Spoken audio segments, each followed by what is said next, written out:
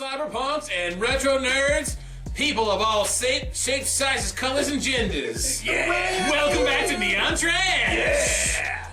We'll get straight into it here, because I picked out Metropolis! Yeah! The anime based on the manga, based on the film from like 100 years ago, which I have seen too, which is cool. But, I mean, why watch a black and white movie with no sound when you can watch this beautifully animated classic? Yes. Like, damn. It's been a hot minute since I've seen this, and poking around the old exchange, I was like, oh shit, I need this movie. You said you had a copy of this already, though? Yeah, I have a copy of Metropolis. I saw it in theaters like Now I got one too. maybe 15, 20 years ago. This has to be 20 years old now. Up in Cleveland at the Cedar Lee, in subtitles, on the big screen. Truly amazing. Great movie. But it's been long enough to where I can't wait to revisit this movie. I have not seen this, by the way. Alright, we're popping Matt's Metropolis cherry with this one. So if you guys know this routine right, check out the trailer, peep that shit, and when we get back, motherfucker, you'll know our opinion on Metropolis. I really fucked that up. We all did. We can do it again. No, I like the fuck up. The time, the near future, the place, the most advanced civilization on the planet. The occasion, a celebration of progress and technology. Prepare yourself for Metropolis, the most spectacular anime in motion picture history. Directed by Rintaro, the celebrated director of Galaxy Express 999. Written by Katsuhiro Otomo, creator of the breakthrough feature Akira, and based on the classic manga by the godfather of Japanese animation, Osamu Tezuka.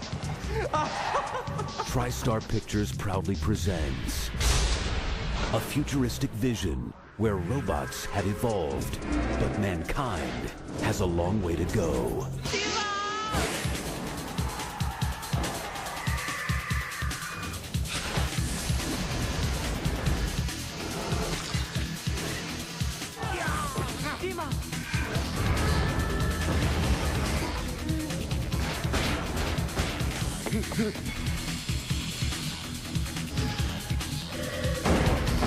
Welcome to Metropolis. Absolute treat watching this movie again was. It is so beautiful.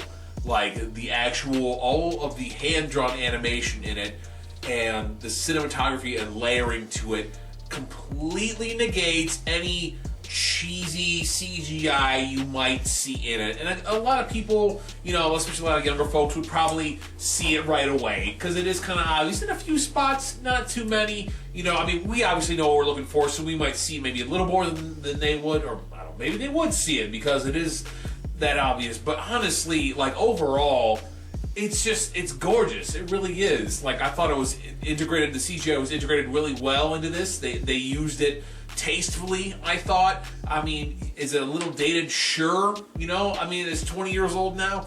But honestly, overall, I mean, they did have a lot to work with here. I mean, this was a great story. I must say, it was actually pretty interesting. Good story. I mean, it dealt with, like, you know, even though it was make-believe world and, you know, everything was like just its own thing, you can see this totally happening now in a way. With, like, politics, stuff, scheming, and then, of course, power struggles, and then, of course, also the fear of robots, like, taking over. It's very true. And it's based on such an old movie, but, like, yeah, those same fears they had 100 years ago when the original Metropolis was built, like, we still kind of have that today. Like, sure, it's evolved, but, like, it's really, really crazy relatable in that way. Knock it off, Boston Dynamics. Yeah. And that's just like the scenery. How of course some of it was hand drawn, and then of course they had to incorporate the CGI, which is it is what it is. It's a part of its time there. It's all about being epic in this, and it was great. I mean, it's Metropolis, so I liked it. And it got a good feel about this because I've never seen this before, and I'm like, you know, I don't watch a whole lot of anime. The ones I do are a little older than everybody in this room. Movie's embarrassing. It looks like it was drawn by a 3-year-old. No, I'm kidding. Let's guy over here. No, the expansive shots in this film are all.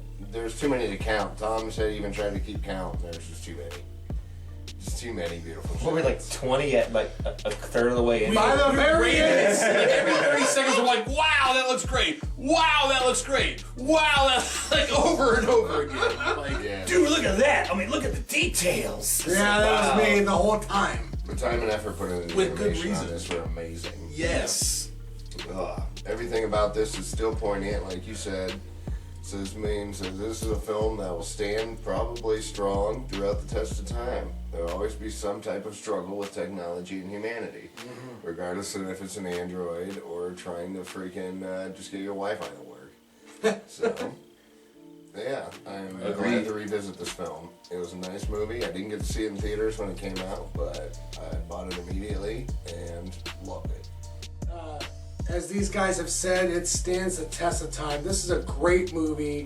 And like I was saying earlier in the review, I watched this in theaters, and what a sight to behold on a building-sized screen. And in Cleveland, up at the Cedar Lee Cinema, it's a very unique cinema. I mean, if you're of age, you can go up there, you can drink alcohol, you can watch these international and art house films, you can see things that you can't really see in the mainstream cinema, and that's why I was drawn to it. That's why I went to it. And in the early 2000s, we have a magazine here in Ohio, Cleveland, Ohio, called Scene Magazine, and I saw that Metropolis was debuting at the Cedar Lee, and me and my friends, we all went to go see it in the early 2000s. I remember getting off work, hopping a car, and firing off to Cleveland, and we went to go see this movie. And at the time, I feel like the crowd I was with, some people liked it, some people didn't like it, and Hated it. you know, after it was debuting in these kind of indie theaters, that's how it was on VHS and DVD. People liked it and people didn't like it. And that's one thing I could say about this movie. It's unique. You've got this kind of weird hodgepodge conglomerate of European animation style meets, of course, this Asian anime style. Very Japanese animation. Yeah, style. and it's unique because of that. I mean, don't get me wrong, I like things that are decidedly Asian and anime, you know what I'm saying? But I also like, you know, things that are European in terms of their animation style. And this movie kind of marries the two concepts together. You've got this old school 1930s, 1940s Walt Disney, almost vaudevillian style going on here. And then you've got this, you know, East meets West kind of mixture going on. So it's very unique. I don't know. Dale's erupting over here. God Too much watermelon, Gallagher. What the Jesus is going on over there? Sorry, I never heard the cut, but I just thought it was something hilarious. God damn it. Well, let's go ahead and get it on film here. I don't even know if I should. Please do, now that you're Fine. Don't ask me why that popped into my head, but That's Tom. We probably don't need to take the deepest dive on this. Like, we have said that plenty. light train, right? It's worth it. We have said enough that's worth saying about this kind of film. So let's go from this side to that side. Tom, star count. Star count. Metropolis. Metropolis, excellent anime, prolific for what it is, and in terms of the scope of anime and what it means here in America and overall, I gotta say, this movie is a solid 8.5 out of 10. Dale, where you at, homie? Well, this was one of the films. I was definitely a late 90s, early 2000s weeb before it became a problem. But, All right. yeah, this was one of the first films well, not first. This was just one of the ones that really, like, stapled it. Like, damn, this is why I love these films. This is why I love this culture. And yeah, you can't mess around with these kind of films, so I'm going to give this guy a 8.5, 9. Oh, Because it is... some winks. Hayes. Well, as you guys just covered all the bases with that stuff, I would say never seeing this before and then seeing it tonight with the story, the artwork, the detail, the meshing of just like you said, East and West, all the different aspects and angles. Mm-hmm. You okay there? Good. But I have to agree with Tom over there. I'd give this a solid 8. Dang. Man, this was absolutely everything I remembered and even more. I'm glad that Hayes got to see this for the first time. I knew it had been forever for me anyways, so it would be a good refresher. And boy, was it ever. What a wonderful combination of... I think it pays a great homage to the original film from the 20s. And it kind of is an interesting homologation. Is that a word? Did I say that right? Yeah, we're gonna use it. It's an interesting combination of, some very Art Deco styles, like Western styles of art, but combined with like a more 1970s Japanese animation. Like all these characters felt so 70s with their weird extra big forearms and lower legs and feet and hands, like everybody's wearing bell bottoms, kind of like it felt very all the with the weird hairstyles. Yeah, they felt very 70s, but this was a 2001 release, so it was a really, there was layers upon layers and many different things are layered. Like, what an incredible film! Like an onion. Yeah.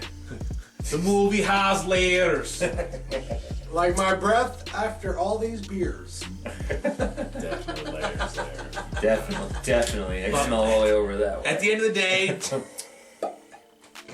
my star count for this guy, I want to give it full marks, but I can't quite do it because it is a touch dated, but just a touch. So I'm going to give it 9.5 stars. Ooh. Well put, Johnny Rocket. I feel like all of us have enjoyed this movie to varying degrees. Metropolis definitely earns its place in cinematic history in terms of anime movies. I hope it's been informative, motherfuckers. Until the next time, tune in to Neon Trash!